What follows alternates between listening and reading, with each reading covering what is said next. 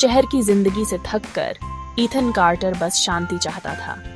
लगातार शोर, भीड़, प्रदूषण, सब कुछ हद से ज्यादा हो गया था। वो शांत शामों, ताजी हवा और अपने खुद के घर का सपना देखता था। एक ऐसी जगह जो इस भाग दौड़ से दूर हो। फिर एक दिन उसने देखा शहर के बाहर एक बड़े से पुराने विक्टोरियन मैंशन का विज्ञापन। ये एकदम सही था। घर एक घने जंगल के पास था जो उसे मनचाहा अकेलापन देने का वादा करता था। ईथन ने उसे तुरंत खरीद लिया। उसका दिल उम्मीद से भर गया। आखिरकार आराम करने, शहर की पकड़ से बचने का उसका ये मौका था। उसे क्या पता था कि शांति का उसका सपना एक भयानक बुरा सपना बनने वाला है। हवेली बहुत शानदार थी। इसके ऊंचे शिखर आसमान को छूते हुए लग रहे थे और खिड़कियां जैसे चौकस आंखें दुनिया को घूर रही थीं। ईथन इसकी खूबसूरती पर मोहित हो गया। उसने कई दिन इसके कई कमरों को देखने में बिताए। हर एक पिछले वाले से ज्यादा आलीशान था। झूमर ऊंची छतों से लटके हुए थे और फर्नीचर, हालांकि धूल की चादरों से ढका हुआ था, एक बीते युग की कहानी कह रहा था। इन दीवारों के भीतर उसने विस्मय, इतिहास का आभास किया, लेकिन एक भयानक सन्नाटा भी था जो हवा में भारी था। एक सन्नाटा जो बेचैन करने वाला था। रात में सन्नाटा बढ़ जाता था। कभी कभार फर्श के टुकड़ों की आवाज आती थी। ईथन ने इसे घर के बसने के रूप में नजरअंदाज कर दिया। वो घर पर था और बस यही मायने रखता था। पहली कुछ रातें शांत थीं। ईथन चैन की नींद सोता था। उस सन्नाटे ने उसे बहला दिया जिसकी उसे सख्त जरूरत थी। लेकिन धीरे धीरे चीजें बदलने लगीं। उसे फुसफुसाते हुए, धीमे बड़बड़ाते हुए शब्द सुनाई देने लगे जो दीवारों से ही आते लगते थे। वो आधी रात को जाग जाता। बेचैनी की भावना उसे जकड़ लेती।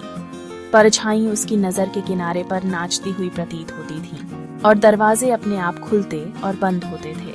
उसने इसे तर्कसंगत बनाने की कोशिश की। खुद से कहा कि यह सिर्फ हवा है या पुराने घरों में आवाजें आ रही हैं। लेकिन अंदर ही अंदर डर रेंगने लगा। फुसफुसाते हुए शब्द जोर से, ज्यादा जिद करते हुए, उसे इशारा करते हुए, उसे चेतावनी देते हुए लग रहे थे। घर अब एक पवित्र स्थान नहीं था, बल्कि बढ़ते हुए डर की जगह था। ईथन एक ऐसे बुरे सपने में फंस गया था जो अभी शुरू ही हुआ था। एक दिन अटारी में खोजबीन करते हुए ईथन को एक कोने में रखी एक पुरानी लकड़ी की संदूक मिली। ये भारी था, जंग लगी जंजीरों से बंधा हुआ था। जिज्ञासा उस पर हावी हो गई और कुछ प्रयास के साथ वह इसे खोलने में कामयाब रहा। अंदर पीले कपड़े की परतों के नीचे एक चमड़े से बंधी डायरी पड़ी थी। इसके पन्ने भुरभुरे थे, फीकी स्याही से भरे हुए थे। उसने पढ़ना शुरू किया और जैसे जैसे वह गहराई में उतरता गया, उसका खून जमता गया। डायरी एक ऐसी महिला की थी जो एक सदी पहले इस घर में रहती थी। उसके शब्द अजीब और भयानक घटनाओं, छायादार आकृतियों और दीवारों से फुसफुसाती आवाजों के बारे में बता रहे थे। उसने लिखा था कि उसे देखा जा रहा है, शिकार किया जा रहा है और अंततः घर के भीतर फंसा दिया गया है।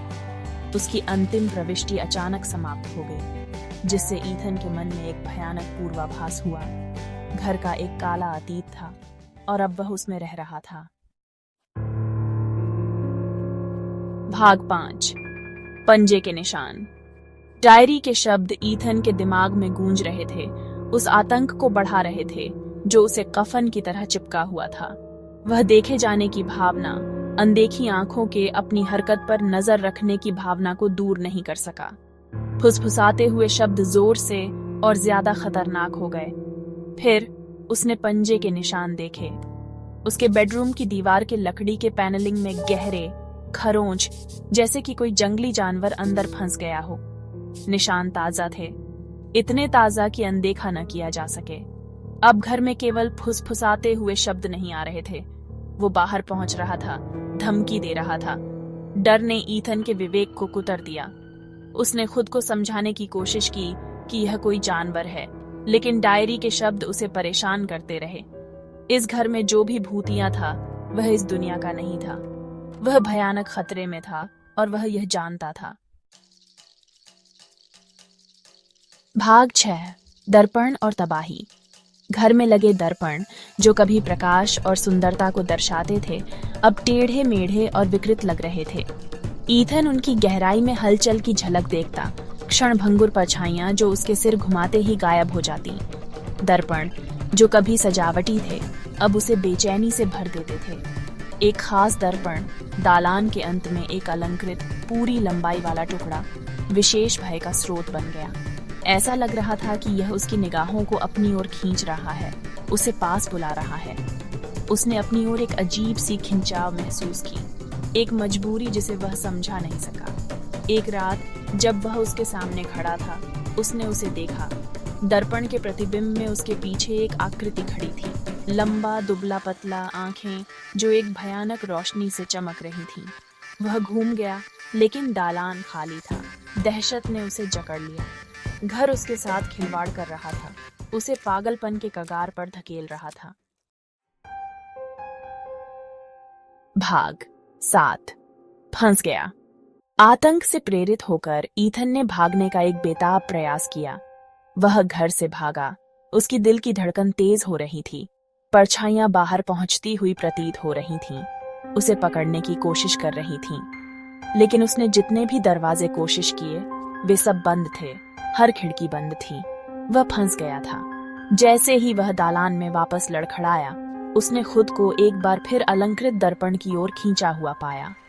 इस बार कोई प्रतिबिंब नहीं था, केवल अंधेरे का एक घूमता हुआ भंवर था। इसकी सतह से एक ठंडी हवा चली, उसे हड्डी तक ठंडा कर दिया। उसने एक खिंचाव महसूस किया, एक बल उसे दर्पण की ओर खींच रहा था। उसने इससे लड़ने की कोशिश की, वापस हकीकत में आने के लिए पंजे मारने की कोशिश की, लेकिन कोई फायदा नहीं हुआ। भंवर ने उसे पूरा निगल लिया, उसे अंधेरे में घसीटते हुए ले गया। भाग 8। एक घर जो खाता है। हवेली खामोश खड़ी थी। उसके काले राज एक बार फिर छिप गए थे। फुसफुसाते हुए शब्द फीके पड़ गए। परछाइयां वापस दीवारों में समा गईं।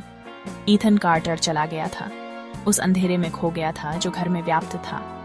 घर ने फिर से खा लिया था। उसकी भूख कुछ पल के लिए शांत हो गई थी। उसने एक और अनसुनी आत्मा को अपनी गहराई में फुसला लिया था, उसे हमेशा के लिए अपने दर्पणों में फंसा लिया था। डरावने का चक्र जारी रहेगा। घर एक खामोश प्रहरी के रूप में खड़ा था, उस अंधेरे का एक स्मारक जो उसके भीतर था। ये अपने अगले शिकार का धैर्यपूर्वक इंतजार कर रहा था। उसकी बुराई आलीशान सुंदरता के एक आवरण के नीचे छिपी हुई थी। भाग 9। अगला शिकार। बिक्री का साइन हवा में धीरे से झूल रहा था, शांति और सुकून चाहने वालों के लिए एक संकेत। रियल एस्टेट एजेंट, जो अंदर छिपी भयावहता से अनजान था, हवेली के आकर्षण और चरित्र के बारे में बात कर रहा था। पहले से ही एक युवा जोड़ा ड्राइववे पर चल रहा था। उनकी आंखें उसी उम्मीद से भरी हुई थीं जो कभी ईथन कार्टर के दिल में जलती थीं। चक्र फिर से शुरू होने वाला था। भूतिया घर इंतजार कर रहा था। उसके दर्पण एक और शिकार के आतंक को दर्शाने के लिए तैयार थे। आत्माओं को फंसाने वाला घर एक और जान ले लेगा, खोई हुई और भुला दी गई आत्माओं के अपने संग्रह में इजाफा करेगा।